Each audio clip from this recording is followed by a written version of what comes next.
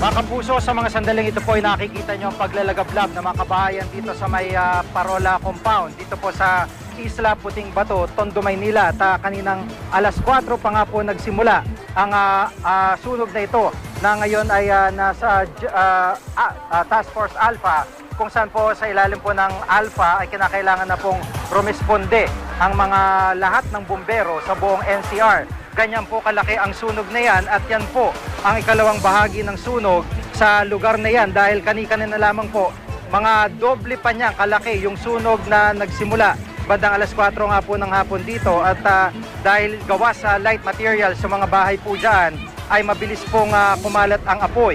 Marami pong bahayan ang nakatirik dyan sa Isla Puting Bato kung saan po yung mga malalaking batong yan ay nagsisilbi pong breakwater at yan din po ang tinitira ng mga libo-libong informal settlers dito sa may lugar ng Tondo. Kitang-kita nyo po ang paggangalit ng apoy na malayo pa lamang ay talaga pong matatanaw ng usok.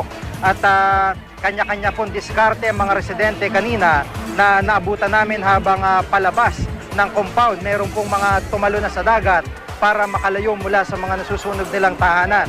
At isa nga po si Lola Milagro sa amin pong nakita kanina at nakasalubong na umiiyak at humahangos at hinahanap po ang kanyang asawa. Narito po ang kanyang pahayag. Opo, sana na nandito lang ano. Opo. Ano pang pangalan niya, Nay? Milagros Guzman Gonzales po. Wala po kayong ibang kasama doon sa bahay? Wala kami lang mag-asawa. Yung anak ko nagtatrabaho. Anong oras po ba nagsimula yung... Hindi ko po alam. Basta pag tingin ko po malaki na po yung apoy doon sa kabila. Hindi ko alam. Dito yung kabilang bahay nangyari yun eh. Biliso ng Ang bilis yung kasi mga kahoy lang po yung nandiyon iba. Tsaka ano, mga plastic lang po.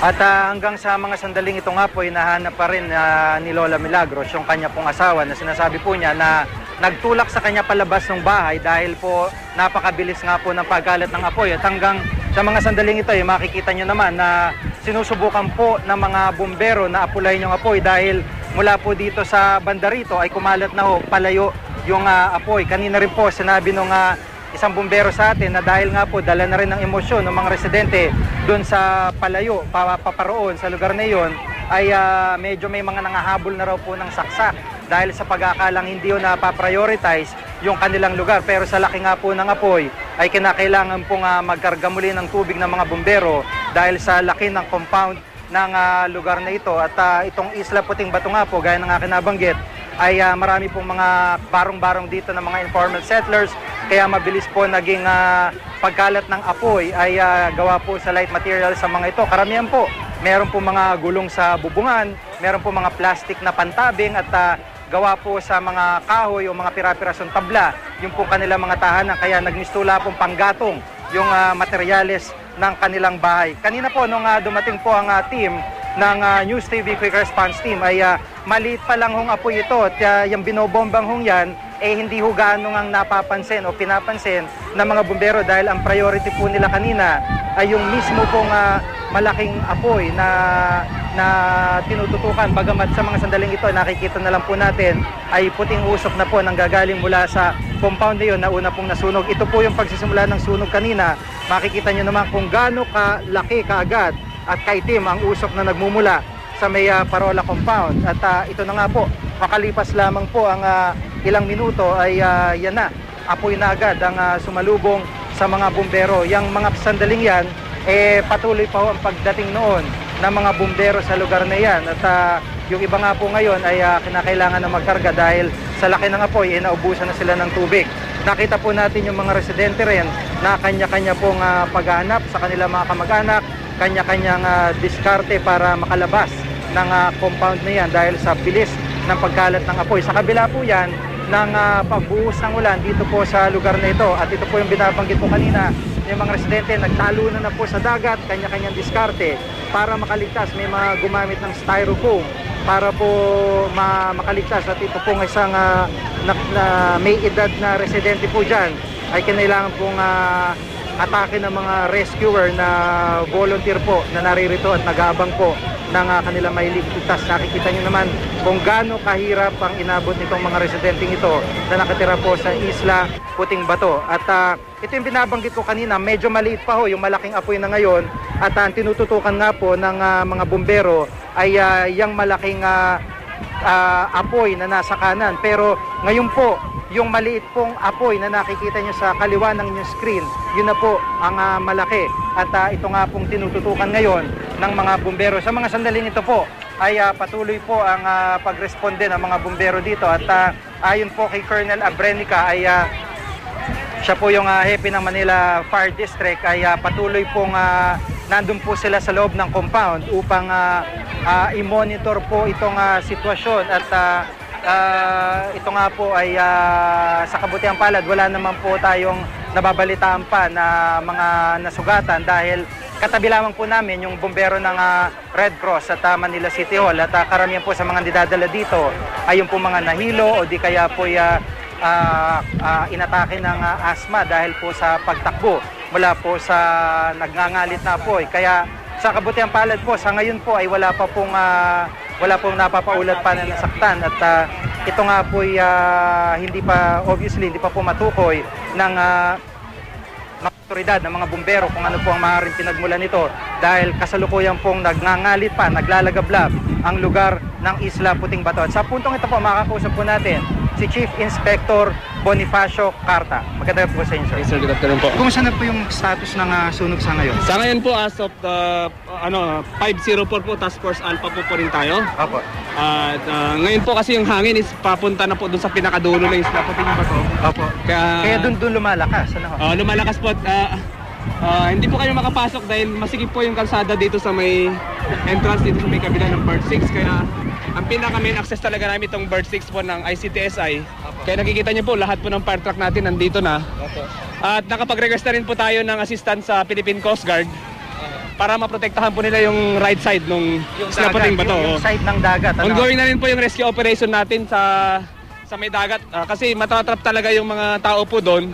So ang pinaka main access talaga nila para makaligtas po sa sunog is yung dagat. Opo. So may mga rubber boats na po tayo nandun. At the same time, kausap po natin yung management ng MNSPA, si Mr. Yuchenko. Nakausap niya po yung Philippine Coast Guard na within 10 minutes po, kanina pa, mga nandun na ngayon po yung seaborne firefighter nila ng Philippine Coast Guard. Sir, napansin namin itong pader na ito po ba'y kaninong compound? Ito po yung Bird 6 ng ICTSI. ICTSI na ito. Ito yung parang nagiging limitation nyo rin sa isang banda dahil napakalaki nung may pader siya nga, private area at hindi yung makatawid talaga yung mga makadikit.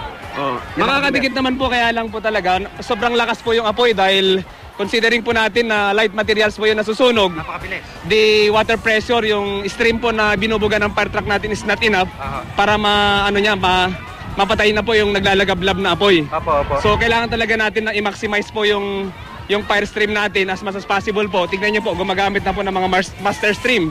Yung mga fire truck natin para mabilis pong todong stream. Mabilis pong maapula po yung sunog. Opo. Pero makita niyo po na lumalaban po yung apoy, kaya kailangan po talaga natin ng mas sophisticated na equipment na ang meron lang po niyan is yung Coast Guard. Yan po yung ginagamit nila para sa volume of water kasi magagaling po yung tubig na galing sa dagat. Tsaka sa oras na ito, may higit 2 oras na orange pa rin yung kapaligiran doon. So anyway naman po, yung mga tao naman po na nandun sa loob ng mga kabahayan na yan, na may mga rubber boat na po tayo na nagre-rescue po dun sa mga tumatalon sa dagat. Opo. At siguro po initially, meron ho ba kayong napupulot na impormasyon kung ano yung maaaring pinagmulan po nito? Ongoing pa po yung mga tauhan natin sa pagkakalap ng mga impormasyon po, yung mga tao po natin nasa paligid po, yung mga arson investigator natin. So initially po, yung mga oras lang po yung nakuha natin na nagsimula po ito ng 410. Isa rin po sa mga siguro naging problema natin kanina, bago po kasi magkaroon ng alarma dito sa Parula, may sunog po kaming third alarm sa may Santa Mesa. Santa Mesa naman, So kanina nakapa-fire out lang din po ng 410 doon, tapos nung pumutok po yung alarma rito, hindi rin kaagad nakatakbo yung mga firefighters natin dahil karamihan po sa mga bumbero natin ay nandun po sa Santa Mesa area. Opo. So isa rin po sa mga naging delay nung responde natin dito. Opo, sapat po ba yung tubig ng mga kasama nyo dyan at hindi naman nakapos? Sa tansya ko po, kailangan po an additional fire truck. Fire truck pa. Oo. Siguro manawagan ho kayo sa mga nakaka-monitor sa atin. Anyway po naman po, may ano naman tayo dyan. Yung mga ibang fire truck po natin, naka-drafting na. Nagtatag tayo yung tinatag natin yung relay, nag-engine relay na po sila. May naka-drafting na po doon sa may dagat. At inire-relay na po yung tubig. So yung mga fire truck po na bumubomba doon, hindi na po aalis yung mga yun. Tuloy-tuloy na po yung fire power natin doon sa area na yun para mapatay po natin, maapula natin. Kaya lang medyo malakas din po talaga yung hangin. Wala ho ba kayong barge na yung tubig pwede manggaling sa dagat, higupin, papunta naman sa kabilang side? Wala po. Sa ngayon po wala pong capability pa po yung Bureau of Fire Protection dun sa. Pero sa mga ibang cities po meron na po, sa may Pasig yata, may fireboat din po kami dati. Kaya lang ano na po, nasa maintenance status pa po siya. Maraming salamat po sa inyong panahon, sir. Si Chief Inspector Bonifacio Carta at isa po sa mga opisyal ng Bureau of Fire Protection. Sa puntong ito makakasama natin si Aling Mercy. Aling Mercy, kayo po ay nasunugan po kayo? Opo, sir, sana po naniniwagan po kami sa mga kinakukulan po na. Opo. Sana tulungan po kami dito sa Isla Puting Bato. Opo. Sa pagkakaalam niyo ho ba, yung mga kapitbahay niyo, gaano karami ho yung kapitbahay niyo dyan? Marami ho kami ditong residente, sir. Siguro mga nasa 8,000 po. 8,000 po? Opo kami. Opo. Kumusta ho yung pamilya niyo? Nasaan na po ngayon? Nasa buti po, naligtas po namin yung mga anak ko. Yun pong inuna ko yung mga anak ko. Tapos yung wala kami nakuha kahit isa, wala.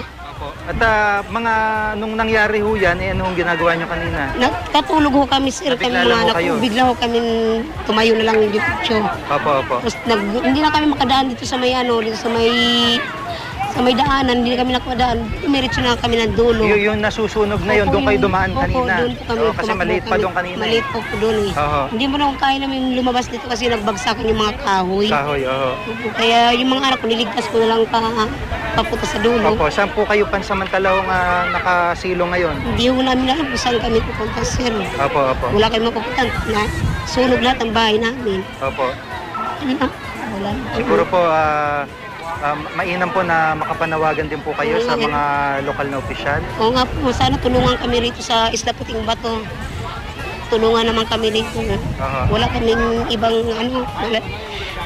Sana sa mahal na Pangulo, sana tumulungan niyo kami dito sa lugar na. Opo, yung po ba mga nakatira dyan, karaniwan din ho, mga nagtatrabaho dito sa pier, sa palipad-ikot dito? Opo, lahat po yan, nasa pier lahat. Opo. Lahat kami, wala kami mga nakuhang mga gamit. Kailangan po namin talaga ng tulong. Po, maraming salamat at siguradong nakabot sa mga kinaukulan yung inyong panawagan. Si Aling Mercy po. Si Aling Mercy, isa po sa mga nasunugan dito na sinasabi nga po niya ay libo-libo po yung kanilang mga kapitbahay. Gaya nga po na nabanggit kanina, gawa po sa light materials yung mga barong-barong na nakatayo sa mismong malalaking bato na nagsisilbi pong breakwater. Dito po laban sa malalakas na agos papasok po ng lugar ng Tondo. At sa mga sandaling ito, kung makikita nyo dito sa aking likuran, napakalaki pa rin ng apoy. At ito pong tinututukan ngayon ng mga bumbero ay para po tanungin ulit natin si Chief Inspector, si Major Carta. Sir, meron parang boom dito na nakikita tayo sa screen. Ano po yan? Actually po yan po yung ginagamit po ng mga construction worker sa paglalagay ng mga semento. Semento ho yung Hindi po semento yung nilalagay dyan. Normally po yan, ang capacity po niyan is binabacuum niya yung material na galing sa baba tapos ibubuga pataas. So most probably kaya maitim yung malamang galing sa estero po yung binabacuum niyan para ibuga doon. Para malaking tulong din po yan. Kasi medyo mahaba din yung parang crane niya. Yung boom niya. Malaking tulong po yan para mapababa natin yung temperature po doon sa mga nasusunog na kabahayan. At sa direction ho ng hangin sa tingin niyo ba ano pa ito? Medyo mahirap-hirap. Medyo mahirap-hirap po kaya kailangan talaga natin ng additional na tuloy-tuloy naman na po yung operation natin na yan. Kaya makita nyo, nagtulong-tulong po tayo. Kasi yung hangin papunta po doon wala po tayo access para ma-prevent po yung paglaki doon sa kabila dahil dagat na po doon sa dulo na yun. Oo nga po. So, ang pinakamagandang defense po natin dyan is yung Philippine Coast Guard. Yung mga seaborne firefighter. Yung ginagamit nila sa pagpatay ng mga nasusunog na barko. Kasi malapit na po yan. In just siguro mga 20 meters away, may dagat na po doon. Pwede na silang bumomba doon. Kaya na po. Kailangan na talaga natin i-flooding yung area na yan para mapatay po natin yung sunog. Opo, opo. Maraming salamat po ulit si Major Carta. At yun nga po, yung nakikita nyo po ay gumamit na itong ICTSI ng kanilang panggamit daw ito pang semento sa pambuhos ng semento, pero humihigop po ng tubig estero para lamang makatulong sa mga bumbero dito dahil nga sa laki ng apoy at bilis ng pagkalat nito. Dahil mula po dito sa aming kinatatayuan pasalubong po sa amin yung hangin, at ito nga po ang direksyon din kung saan sinasalubong naman niya yung apoy pakalat, paatras dito sa aming likuran papunta sa dagat. At magiging mabilis nga po o naging mabilis nga po ang pagkalat nito dahil na rin sa mga light materials na ginamit po ng ating mga kababayan na naninirahan dito. At kanina nga po, gaya po ng binabanggit po ni Major Carta, ay may mga residente po tayong nakunan na tumalo na po sa dagat para po makaligtas lamang. At yung po mga residenteng ito po yung papasok ng compound, nag-iiyakan yung mga tao, ay kinailangan pong gumamit ng mga styro o yung anuman pong palutang nila para lamang po makaabot dito sa mismong compound na ligtas na. At yung iba pong mga nakatatanda ay kinailangan pa pong atakin ng mga volunteers ng kanilang mga kamag-anak yung ilan para lamang po mailigtas. Ganyan po ang sinapit ng mga residente dito sa Parola compound, na ang mga bahay po ay nakatirik sa ibabaw ng malalaking bato, nagsisilbi pong breakwater. Ngayon po wala tayong nakikitang paghupan itong apoy dahil sa lakas nga po ng hangin at sa mga limitasyon na rin ng mga bumbero. At ito'y dahil sa layo po nung apoy ay hindi po gaanong nasasapol yung pong pinagmumulan o yung pong nagngangalit na apoy na nakikita nyo po sa inyong mga screen. Kanina po nakita rin natin yung mga kawani po ng Meralco na tinanggal na po ang kuryente sa lugar nitong area na ito. At napakarami yung tao dito sa ngayon, dito po sa may ibaba ng aming kinapupwestuhan, at karamihan po sa kanila ay wala pa pong nalalaman na masisilungan. Sa puntong ito, Mang Robert, makakasama ho natin ang isa sa mga barangay tanod dito sa lugar, si Mang Robert. Magandang gabi po sa inyo, Mang Robert. Magandang gabi na po. Apo, mga anong oras ho ba nyo na-monitor sa bumbero? Alas 4, eksakto ba? Alas 3, between 3 and 4. Apo, ano po ang usap-usapan? Ano po narinig sa mga kapitbahay Siguro nyo? sa ano ko na info, nagkaroon ata ng short circuit doon sa kabilang bahay ng kabilang kanto namin, Apo. sa amin. Apo, Hindi napansin ng mga bata kasi bata lang na nandun eh. Aha. Ngayon, ang matanda doon sa isang bahay, Oo. pagka nakita niya, biglang malaki na yung apoy. Kaya hindi na namin na Talaga apoy. mabilis. Mabilis. Kasi dahil sa ang bahay naman dito, alam naman ninyo siguro na medyo ng mga plywood, plastic. Mga barong-barong po. Kaya madali talaga ang kami nga, ito bigay lang to sa akin eh. Wala kaming na dump yung pamilya nyo. Inuna ko muna yung mga pamilya ko na makalabas. Natrap kami sa likod ng bakod eh. Apo. Kaya dapat yung bakod na to, dapat binigyan kami ng ICTSI ng exit dyan, na hindi na kung ikaso ng katulad dito, makalabas naman dapat ang mga tao. Pero paano ho yung exit nyo dito kanina? Di ba dalawa? Isa doon sa dulo, isa ho dito sa may kanang ko. So saan ho kayo dumaan kanina? Yung dulo. Pwede bakod kami. Yung nasusunog na yon sa lugar na yon. Yung nakita mo May yung mga dulo na alambre. yan. May mga alambre ho. Diyan kami na-trap ng misis ko saka yung mga in-laws ko. Kasi tinulungan ko pa sila.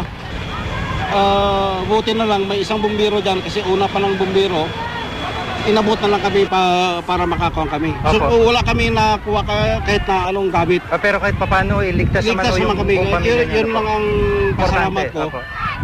Kaso lang yung iba siguro na doon sa dagat, siguro mayroon nag-report din sa akin na yung matatanda na lumundag sa dagat, nahimatay na. Sabi ko nga sa isang kabrader ko na ang speedboat ng Coast Guard para maikot nila yung vicinity doon sa may dagat. Apo, hindi ko kaya yun yung mga dinala po sa ambulansya, mga nahilong may mga lola na kanina. Bukod nung una, mayroon pa doon na hindi ko alam ngayon kung nandun pa rin sila. Aha. Kasi hindi naman pwede pumasok ng init pa eh. Mga gaano karami ho ba yung mga naninira, mga pamilya ho dyan sa Dito sa survey namin, almost 3,000 families dito eh. Opo, opo. Families sa isang pamilya may times na natin sa 3 Opo. o 4. Ganun karami ang tao dito. 3,000 times Yung 3. naano lang namin yan Survey. na survey lang namin. O yung hindi pa, inabot nyo ba ulit ng survey? Yung Sa iba survey kasi nila? hindi kasi may pumapasok na katulad na may na squat sa ibang lugar ay pumapasok dito, hindi namin na-monitor eh. Siguro po, Mang Robert, panawagan po sa mga opisyal, gaya po nung ginawa ni Aling Mercy kanina. Sa lahat, naghingi kami ng tulong dito sa Isla Puting Bato. Sa abot ng makaya nyo sana na matulungan nyo kami dito lahat. Kasi ang nasunog dito, Purok 1, Purok 2, naabot na ngayon sa Purok 3. So wala kaming nakuha lahat. Kasakulukuyan. Yung bahay ko, pinagawa ko pa, kakapagawa ko lang. Kaya sana maawa naman kayo sa taga-Isla Puting Bato. Opo, maraming salamat po sa inyong panahon, si Mang Robert. At gaya nga po ng kanyang nabanggit, nasa 3,000 pamilya po yung naninirahan dito. Base po sa kanilang survey at ito nga po ang kasalukuyan pong nasusunog pa rin. Napakalakas pa po ng apoy at tila yung bahaging yon ay hindi po naabot ng tubig ng bumbero, lalo pat medyo may kalayuan na ho ito mula sa pwesto ng kanilang mga fire truck.